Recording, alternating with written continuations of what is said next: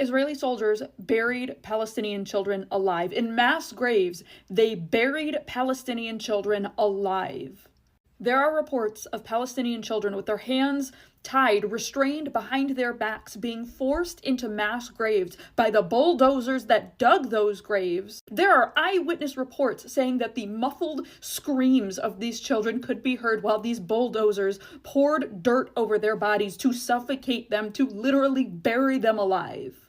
Dr. Mark Perlmutter, an American surgeon volunteering in Gaza, received multiple eyewitness reports from Palestinians that bulldozers were being used to bury children alive in mass graves, and he intends to submit these testimonies to the International Court of Justice. There is also a UN report from 2024 that noted that the bodies of children were found in multiple mass graves, some showing signs of torture, others showing possible indication of being buried alive.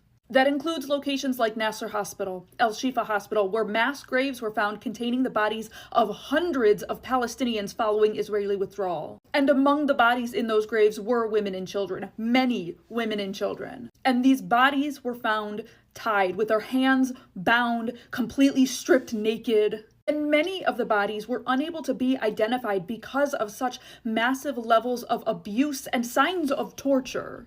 And among those bodies, buried in the mass grave of the hospital courtyard, were 2 children reportedly buried alive. Later excavation of the site corroborated the eyewitness testimonies of these 2 children being forced into the grave by the bulldozer that then buried them under dirt and rubble. Their bodies were found in the same red and green shirts they were buried with their hands tied behind their backs.